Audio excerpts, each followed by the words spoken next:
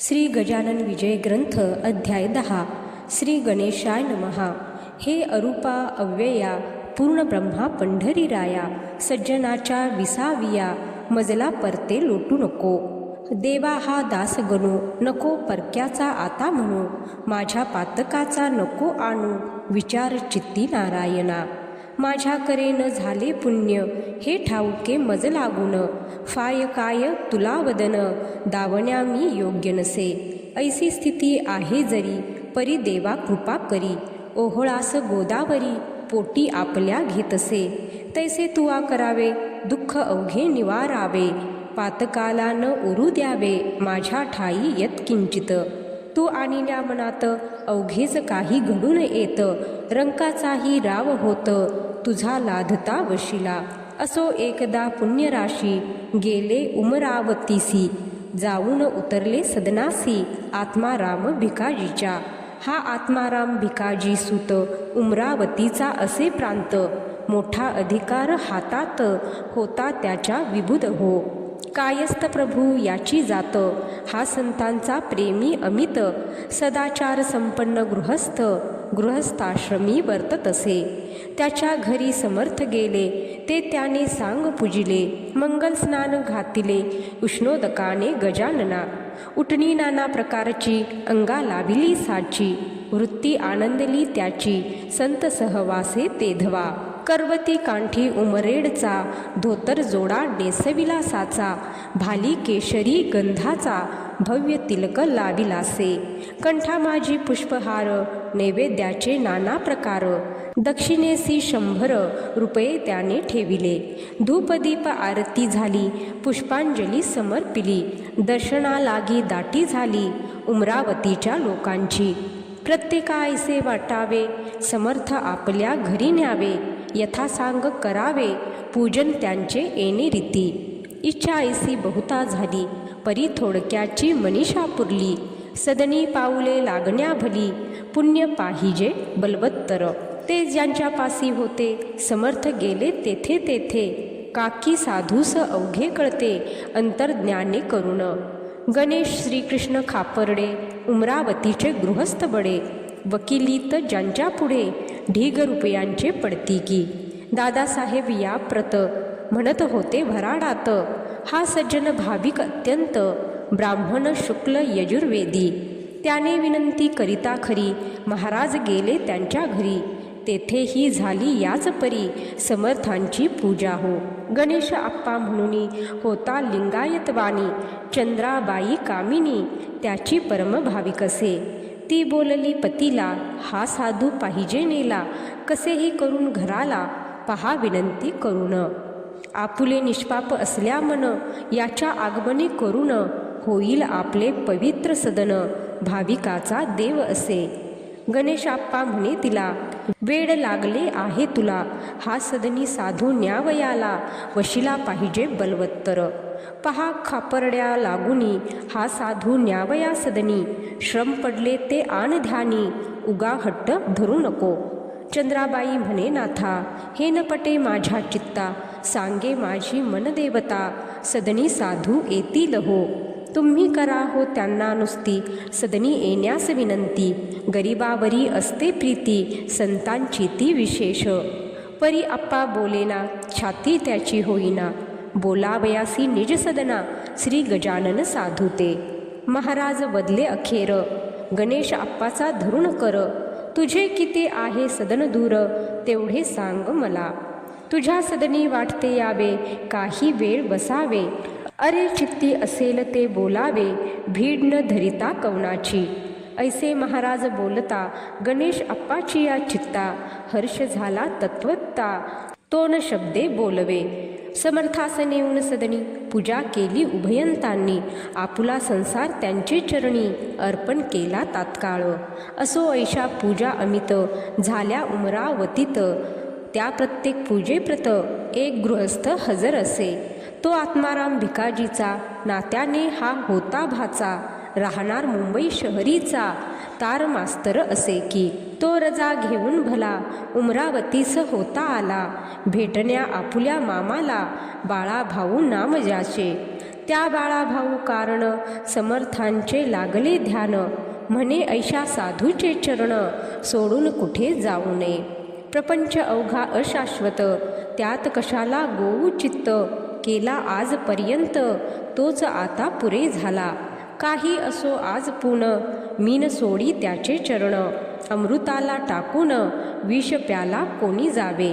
म्हणून प्रत्येक पूजेला बाळाभाऊ हजर भला, होता बुध हो राहिला दुसरे न काही कारण. असो काही दिवसांनी शेगावी आले परतोनी, मळ्यासीन जाता जाणी आले मंदिरी मोठ्या ज्या. त्या मंदिराच्या पूर्वेस एक जागा होती ओस, गजानन पुण्यपुरुष येऊन बसला ते ठाया. बातमी महाराज आल्याची कृष्णा पाटला कळली साची, त्यांनी जागा मळ्याची सोडिली हे समजले. म्हणून आला धावत त्या ओस जागेवरी सत्य, महाराजा करून दंडवत अधोवदन बैसला. डोळ्यातून वाहे पाणी खंड त्याला नसे जाणी, वस्त्र टाकिले भिजवणी त्या अश्रूंनी छातींचे. ते महाराज बदले पाटलाला, ऐसा का रे रडसी भला, शोक कोणता तुला झाला ते वेगे सांग मज. पाटील बोले त्यावर जोडून आपले दोन्ही कर, महाराज मळ्याचा अव्हेर का हो आज केलात हा. ऐसा अक्षम्य कोणता अपराध झाला सांगा आता, माझ्याकडून ज्ञानवंता मी लेकरू आपुले असे. ही देशमुखाच्या बाजूची जागा आहे बघा साची, एका माळ्याच्या मालिकीची येथे तुम्ही राहू नका. मळ्यात मर्जी नसेल जरी तरी चला राहत्या घरी, ते खाली करीतो सत्वरी तुम्हासाठी दयाळा. का की तुम्हा वाचून मला न काही प्रिय आन, हे कळले वर्तमान अवघ्या पाटील मंडळी ते. तेही तेथे धावून आले, महाराजा विनवू लागले, निजसदना या भले हरी आणि नारायणा. महाराज बोलले तयासी, मी जो या जागेशी येऊन बसलो आज दिवशी, ते तुमच्या हितास्तव ते पुढे येईल कळोन. आता न करा भाषण, वाद दोघांचे निर्मूलन करील हे विसरू नका. जितके जगी जमेदार तितके न करती विचार, मागचा पुढचा साचार हेच उणे त्यांच्या ठाई. जा बंकटलालासी पाहून आणावे गेसी, मी सोडिता ततगृहासी तो नाही रागवला. ते का हे त्यासी विचार, माझी कृपा तुमच्यावर आहे ती न ढळणार कोणत्याही कारणांनी. बंकटलालही आला तेथ घालू लागला समजूत, यांच्या मर्जीविरुद्ध मळ्यात तुम्ही यांना नेऊ नका. माझ्या घरून जेव्हा आले तेव्हा सांगा मी काय केले, आपण आहोत त्यांची बाळे ते सारखे अवघ्यांना. सखाराम आसोलकार आहे मनाचा उदार, तो जागा देण्यास इन्कार करणार नाही वाटते. सखाराम देईल जागा पुढचे करू आपण बघा, म्हणजे अवघ्यास यात भागा घेता येईल सहजची. समेट अवघ्यांचा होऊनी मठ बांधिला त्या ठिकाणी, परशाराम सावजींनी मेहनत घेतली विशेष. समर्थांच्या बरोबर निस्सिम भक्त होते चार, भास्कर बाळाभाऊ पितांबर उमरावतीचा गणेशाप्पा. रामचंद्र गुरव त्याचपरी राहत होता बरोबरी, हे 5 पांडव श्रीहरी गजानन शोभू लागले. वृत्ती बाळाभाऊची अतिविरक्त झाली साची, परवान त्याने नोकरीची केली यत्किंचित आपुल्या. पत्रे येती वरच्यावरी बाळाभाऊस येण्या घरी, परिपरिणाम अंतरी काहीच त्याच्या होईना. भास्कर म्हणे गुरुराया, हा सोकला पेढे खाया, म्हणून ना इच्छी जाया आपल्यापासून कोणीकडे. तुम्ही द्यावा याते मार, म्हणजेच हा जवळ करील घर. रत्न 14वे पाहिल्या बिगर, हा येथून हलणे नसे. लकडी वाचून माकड पहान होई कधी धड, मोठ मोठाले ते पहाड भिवू लागती वज्राला. एकदा बळेच घालवून दिले बाळाभाऊ कारण, परी तो आला परतून राजीनामा देवानिया. बाळाभाऊ शेगावासी येता भास्कर बोलला त्यासी, का रे आम्हा त्रास देसी येथे येऊन वरच्यावर. ओढाळ बैल हिरव्यावर पाहे पडाया निरंतर, त्यास जरी दिला मार तरी तो येई येथ पुन्हा. तैसी लोचटा तुझी कृती, तंतोतंत निश्चिती, झाली जयाला विरक्ती, त्यानेच येथे यावे रे. हे अहंकाराचे भाषण समर्थान खपले जाण, त्यांनी भास्कराचे अज्ञान निवटाया कृत्य केले ऐसे. एका गृहस्थाच्या हाती भली थोरली छत्री होती, ती गजानने घेऊन हाती बाळास झोडू लागले. मारता मारता मोडली बुध हो छत्री भली, मग एक मोठी घेतली भरीव काठी वेळूची. तिने मारणे सुरू केले, ते पाहता लोक भ्याले, काही काही पळून गेले सोडून त्या मठाला. परी बाळाभाऊ तसाच पडला समर्थांच्या पुढे भला, कैक म्हणती असेल मेला तो या अशा माराने. भास्करही झाला चिंतातुर, बाळाभाऊचा पाहून मार, परी समर्थांच्या समोर बोलण्या छाती होईना. तीही काठी मोडली खरी बाळाभाऊच्या पाठीवरी, मग तो कंटाळून अखेरी तुडवू लागले तयाला. जैसा का तो कुंभार माती तुडवितो साचार, तैसाच केला प्रकार महाराजांनी तुडविण्याचा. मठी हा प्रकार चालला, शिष्य समुदाय पळत सुटला, कोणी गेले बोलवण्याला त्यांच्या आवडीच्या मंडळीस. बंकटलाल कृष्णाजी धावून आले मठामाजी, समर्थ हात धरण्याराजी कोणी तयार होईना. बंकटलाल म्हणे भीत भीत, समर्थ हा आपला भक्त, पुरे झाले या प्रत, आता ऐसे तुडवणे. ऐसे ऐकता भाषण समर्थ बदले हसून, हे असंबंध भाषण का करिता कळेना. मीन बाळासी मारिले नाही तयासी तुडविले, निरखून पहा चांगले म्हणजे येईल कळोनी. महाराज म्हणाले बाळासी, उठ वत्सा वेगेसी, या आलेल्या मंडळीसी अंग तुझे दाखीव. ऐसी आज्ञा होता भला, बाळाभाऊ उठून बसला, लोक त्याच्या अंगाला पाहू लागले निरखून. तो वळाचे नाव नाही कोठेही न लागले काही, तो पहिल्या परीच होता पाही निमग्न आपुल्या आनंदात. त्या योगे भास्कराला बाळाभाऊचा अधिकार कळला, मग तोही ना पुन्हा बोलला, वेडे बापुडे बाळासी. सोने कसासी उतरते तेव्हाच त्याची किंमत कळते, आश्चर्य झाले समजताते तो प्रकार पाहून. सुकलाल नामे आगरवाला होता बाळापुराला, श्रोते त्याच्या आगराला गाय एक द्वाड होती. तिने गावात फिरावे मुला माणसा तुडवावे, सशक्तासी हुंदाळावे शिंगाने की आपुल्या. वाटेल त्याच्या दुकानात गायीने शिरावे अवचित, धान्याची या टोपल्यात तोंड आपुले खुपसावे. वाटेल तितके यथेच्छ खावे, राहिलेले नासावे, तेल तुपाचे लवंडावे पिंप अंगाच्या धक्क्याने. घरी बांधून ठेविता चर्राटे तोडी हा म्हणता, साखळीसी आणली लघुता बांधता त्या गायीने. ती गाय नव्हे वाघीन बाळापुरा कारण, लोक गेले कंटाळून त्रास सोसिता तिचा. गाभण मुळीच होईना कास कधीच करीना, कोंडून ठेविता राहीना घरा माझी कोठेही. लोक म्हणती सुकलालाला, दे या खाटकास गाईला, किंवा मारून टाका तिला तूच गोळी घालून. सुकलाल म्हणे लोकासी, तुम्हीच मारून टाका तिसी, वाटेल त्या प्रयत्नासी करून या विबुध हो. एका पठाणाने तिला मारण्याचा यत्न केला, गोळी भरून बंदुकीला टपून बैसला होता हो. ते कैसे काय कोण जाणे, कळले गायी कारणे, तिने येऊन शिंगाने पठाण पाडीला उत्ताना. मी परगावा नेऊन दिली होती सोडून, परी ती आली परतून, त्याला सांगा काय करू. ऐसे ऐकता लोक म्हणती, आता याला एक युक्ती, गोविंद बुवाचा घोडा म्हणती, समर्थाने गरीब केला.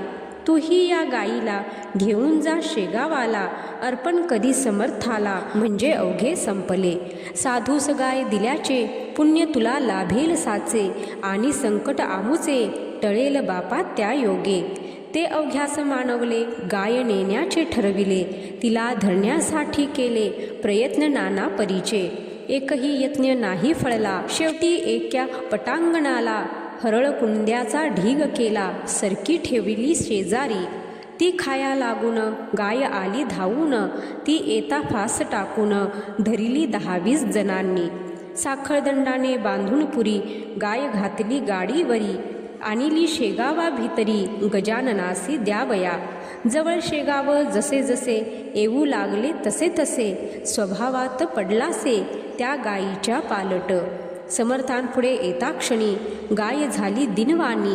तिने लोचनी आणून पाणी पाहिले त्या पुण्यपुरुषा. महाराज म्हणाले अवघ्यांना, हा काय तुमचा मूर्खपणा.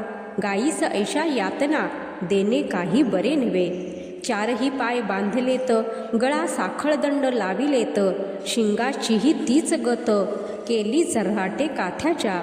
ऐसा मोठा बंदोबस्त शोभत असे वाघिणी प्रत. ही गाय बिचारी साक्षात तिला न ऐसे करणे बरे. अरे खुळ्यांनो, ही गाय अवघ्या जगाची आहे माय. तिला बांधिले हाय हाय केवढा कठीण प्रसंग आला. तिला आत्ताच करा मुक्त, तीन हुंदाडी कोणाप्रत. परी लावण्यात तिला हात, छाती कोणाची होईना. जो तो पाहून मागे सरे, तेथ समर्थ आले त्वरे. आपुल्या त्या पुनीत करे, बंधने तोडिली धेनूची. बंधने अवघे तुटता भली, गाय गाडीच्या खाली आली. पुढले पाय टेकिती झाली, समर्थ वंदन करावया. खाली घालून या मान, प्रदक्षिणा त्या केल्या तिनं. समर्थांचे दिव्य चरण चाटू लागली जिभेने. ऐसा प्रकार तेथे झाला तो अवघ्यांनी पाहिला. समर्थांच्या प्रभावाला शेषही वर्णू शकेना. समर्थ म्हणाले धेनूस, बाई कोणानं द्यावा त्रास. तू या सोडून मठास, कोठेही जाऊ नको. ऐसा घडता प्रकार अवघ्यांनी केला जय जयकार. उच्च स्वराने त्रिवार समर्थांच्या नावाचा. बाळापूरची मंडळी बाळापुरा निघून गेली. गाय तेथेच राहिली शेगावासी मठामध्ये.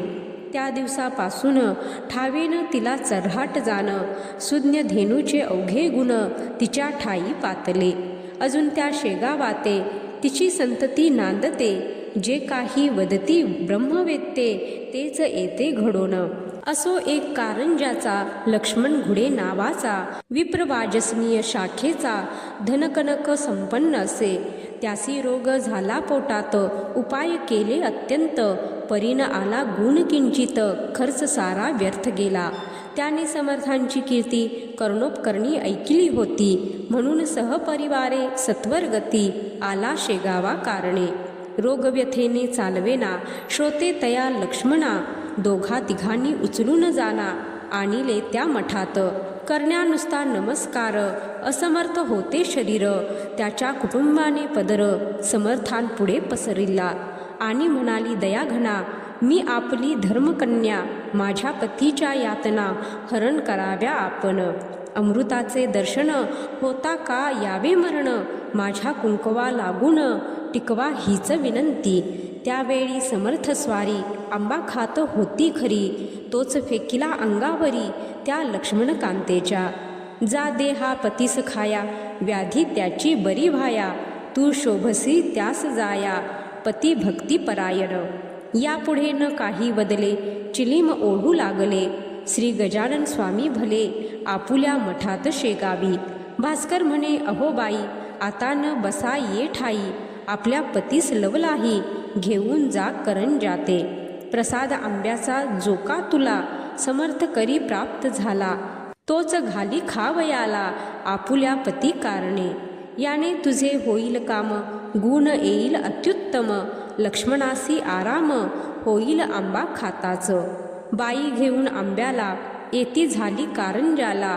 प्रसाद खाऊ घातला आंब्याचा आपल्या पतीस. निजगृही जोडपे आले, आप्त पुसू लागले. शेगावात काय घडले ते सांगावे साकल्य. बाईने अवघे वर्तमान कळविले लोका लागून. आंब्याचा तो प्रसाद म्हणून दिला समर्थे मज लागी. आणि आज्ञा केली वरी खाऊ घाला अत्यादरी. आंबा प्रसाद निज करी आपुल्या त्या पतीला. त्याप्रमाणे मीही केले, आज सकाळी खाऊ घातले. हे वैद्यांनी जरी ऐकिले तरी त्या वाटले वाईट. अहो बाई, तुम्ही काय केलेत हे हाय हाय. आंबा हेच कुपथ्य होय या पोटातील रोगाला. माधव निदानी हेच कथिले, सुश्रुतांनीही वर्णिले. निघंटाने कथन केले, शारंगधर म्हणे ऐसेच. तुम्ही तो प्रसाद दिलेला, पाहिजे होता भक्षण केला. पत्नीचे पुण्य पतीला उपयोगी पडत असे. ऐसे वैद्य बोलले. आप्त ओघे घाबरले. जेते टोचू लागले लक्ष्मणाच्या पत्नीस. परी झाले अघटित लक्ष्मणाचे पोट सत्य.